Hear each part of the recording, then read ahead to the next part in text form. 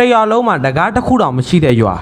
ဒီရွာရဲ့အိမ်တွေမှာတကားလုံးဝမရှိတဲ့အပြင်ဆိုင်ကန်းတွေမှာဆိုလဲတကားလုံးဝမရှိပါဘူးရဲစခန်းတွေစေးရုံတွေမှာတော့တကားတစ်ချက်တောင်မရှိတာပါပို့ပြီးတော့အံဝါစရာကောင်းတာကတော့ဘန်မှာတကားမထားဘဲနဲ့မှန်နဲ့ပဲပိတ်ထားပါတယ်ဒီလိုမျိုးတကားမထားတာတော့ရာဇဝတ်မှုတစ်ခုတောင်မဖြစ်ပါဘူးဒီလိုမျိုးလူတွေတကားမထားရတဲ့အဓိကအကြောင်းရင်းကတော့စနိပကွမ်းလို့ခေါ်တဲ့စနေနဖယားကဒီရွာတရွာလုံးကိုစောက်ချောက်နေတယ်ဆိုပြီးတော့လူတွေကယုံကြည်လို့ပဲဖြစ်ပါတယ်ကျွန်တော်တို့အပြင်သွားတဲ့အခါပဲဖြစ်ညအိတ်တဲ့အခါပဲဖြစ်ကိုယ့်ရဲ့လုံခြုံမှုအတွက်တကားတွေကိုအမြဲတမ်းပိတ်လေရှိပါတယ်ဒါပေမဲ့ဒီရွာမှာတော့တကားကိုလုံးဝမရှိတာပါဒီရွာကတော့စနိရှနပ်မှုပဲဖြစ်ပါတယ်အံဝါစရာကောင်းတာကတော့ဒီရွာမှာနှစ်ပေါင်း400ကျော်တိုင်အောင်တခိုးကိုပြီးတော့ပစ္စည်းပြောက်တယ်ဆိုတာမရှိသလောက်ကိုရှားနေပါတယ်ဒီနေ့ဗီဒီယိုမှာတော့အိန္ဒိယနိုင်ငံမှာရှိတဲ့စနေနဖယားစောက်ချောက်တယ်ဆိုတဲ့ထူးခြားတဲ့တကားမရှိတဲ့ရွာတရားအကြောင်းကိုပြောပြပေးသွားမှာပဲဖြစ်ပါတယ်ရွာထဲမှာဘာဖြစ်လို့တကားမတက်ကလဲဆိုတဲ့အကြောင်းရင်းကတော့သူတို့ကစနေဖယားကိုလုံးဝကြုံကြည်လို့ပါလွန်ခဲ့တဲ့နှစ်ပေါင်း400ကျော်လောက်ကဆိုရင်ဒီရွာထဲကမြင့်တဲကိုအမြဲအောင်ကြောက်တုံးတုံးမျောပါလာခဲ့ပါတယ်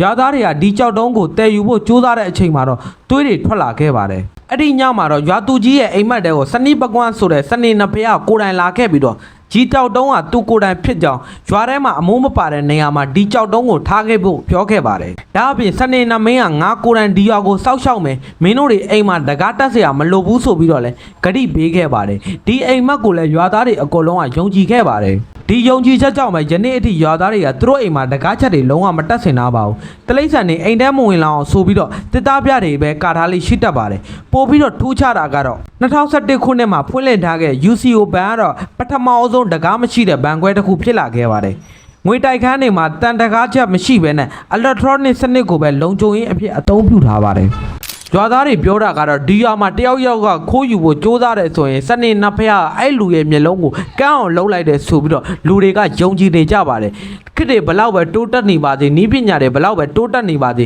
ဒီရွာသားတွေရဲ့ယုံကြည်မှုကတော့လုံးဝမပြောက်ခဲ့ပဲအခုထိကိုရှိနေပါသေးတယ်တယောက်နဲ့တယောက်ကယုံကြည်မှုတွေမတူတဲ့အတွက်ကျွန်တော်တို့ကသွားပြီးတော့ဝေဖန်လို့မရပါဘူးအိန္ဒိယနဲ့ပတ်သက်တဲ့ထူးဆန်းတဲ့အကြောင်းအရာတွေအတွက်ကျွန်တော်ရဲ့အကောင့်လေးကို follow ပေးထားခဲ့ပါအောင်ကျွန်တော်ကတော့ဘုဒ္ဓရာရဲ့မြောက်ဝေးတော့ကိုစော်ထောင်းပဲဖြစ်ပါတယ်မိတ်ဆွေတို့က TikTok အကောင့် YouTube Channel Facebook Page ဝယ်ယူချင်တယ်ဆိုတော့ကျွန်တော်ရှိမှလာရောက်ဝယ်ယူအားပေးလို့ရပါတယ်ဒီဖုန်းနံပါတ်ရဲ့ Viber ကိုဆက်သွယ်အသေးစိတ်မေးမြန်းလို့ရတယ်လို့ဒီ Telegram user name ကိုလာရောက်ရည်လဲဆက်သွယ်မေးမြန်းလို့ရပါတယ်ကျေးဇူးအများကြီးတင်ပါတယ်ခင်ဗျ